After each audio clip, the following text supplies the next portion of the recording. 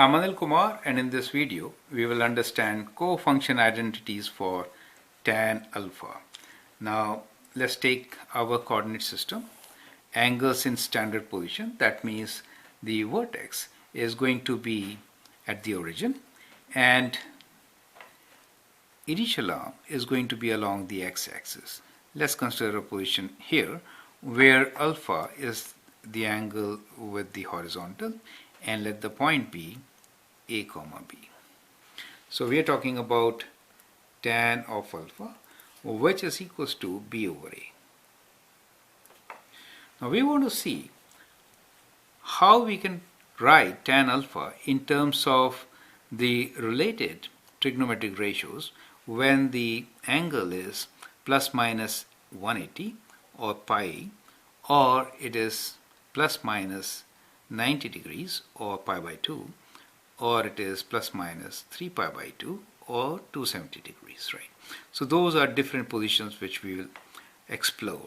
So let us now consider what happens when the angle of rotation is by pi or 180 degrees. That is to say, when alpha is alpha plus pi and when alpha is alpha minus pi, right?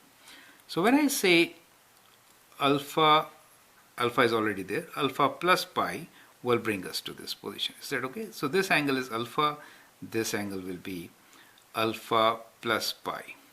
Now, since you are in quadrant 3, cast rule, if you remember, tan is positive here, right?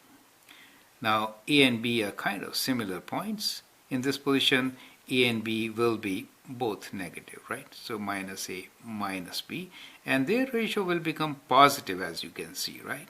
So this could be written as positive tan, right? In case we are talking about alpha minus pi, in that case what happens? That means from alpha we take away pi, right? So we come to, or I could say pi minus alpha also, right? I could, let me write first pi minus alpha, and then we'll do this position also. Let us say pi minus alpha. So if I do pi minus alpha, in that case the position is kind of here, which is this position, right? So this is pi and that angle is alpha for us. Since we are in quadrant 2, tan is negative here, so this will be equal to minus tan. Do you get the idea? Okay. Now, if you're talking about alpha minus pi, then from here if we do minus pi, we actually land up in the same position, which is in quadrant 3. So that will be tan of alpha minus pi. Is that okay? So that is how we can see how these things are related. Now, let us consider the case when we are rotating by pi by 2. If we rotate by pi by 2, then what happens? Let's say 90 degrees here.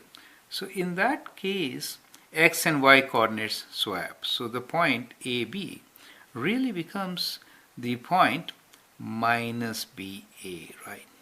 So you can see immediately that it becomes negative, right?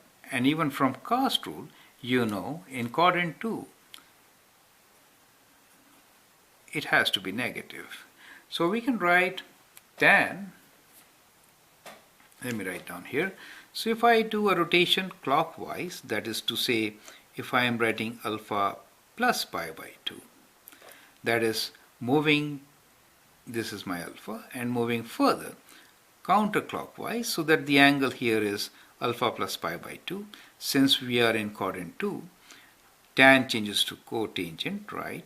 And cotangent is negative, so this has to be negative, correct? However, if I add, instead of pi by 2, 3 pi by 2, right? So in that case, what happens? Or minus pi by 2. Let me do minus pi by 2 first, which is here. So alpha minus pi by 2, so we come here. So at this place, the position will be A changes to B, and the y value becomes minus a. So when we are in this quadrant, it is going to be minus cot, and what we did was alpha minus pi by 2. You see that? So that is how we can relate alpha with the other correlated angles or the cofunctions. Right? 3 pi by 2. 3 pi by 2, if I do alpha plus 3 pi by 2, we come to this position, right? Which is the same as this. So this could also be written as minus cot alpha plus 3 pi by 2.